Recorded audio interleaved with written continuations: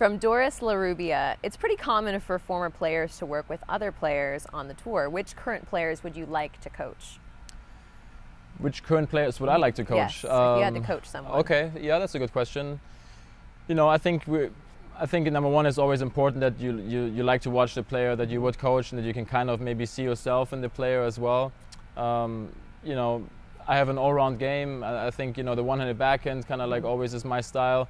If I had to choose one right now, I think, you know, Roger obviously would be up there. Roger Federer would be an interesting guy to coach, even though I think it might be a little bit easy in some ways, because the guy is so good and incredibly hungry to still do so well, and what he's showing off right now is quite incredible again. So, you know, somebody like a Grigor Dimitrov, I think, who has an all-round game as well, has a lot of potential to maybe be the next big thing, and somebody that I really enjoy watching too, because there's a lot of stuff going on all the time on the tennis court. You know, there's obviously certain styles that you kind of lean towards more, and he's the style of play that I like, and somebody like him would be interesting.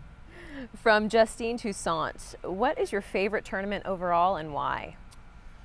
Yeah, there's always, you know, maybe the couple of tournaments that you favor, but I have to say that, you know, the ATP has done such a good job overall that, you know, there's so many tournaments now that you really feel comfortable, and that you know, all the tournament directors and people that are involved in tournaments make the players really feel like at home, and they do so much to make sure you feel good. So there's so many tournaments that I actually do like. You know, if it's in Germany, there's a lot of tournaments that I like Munich, you know, Halle, Stuttgart, Hamburg. I mean, actually all of them I do like. Obviously it's also my country where I'm from, but even here in the US, so all around the world, they do such a great job.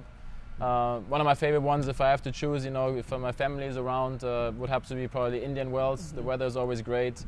You've got all the courts, practice courts that you can think of, you know, with the Hawkeye system on every court. So even if you don't play on Stadium or Stadium 2, you can still challenge a call.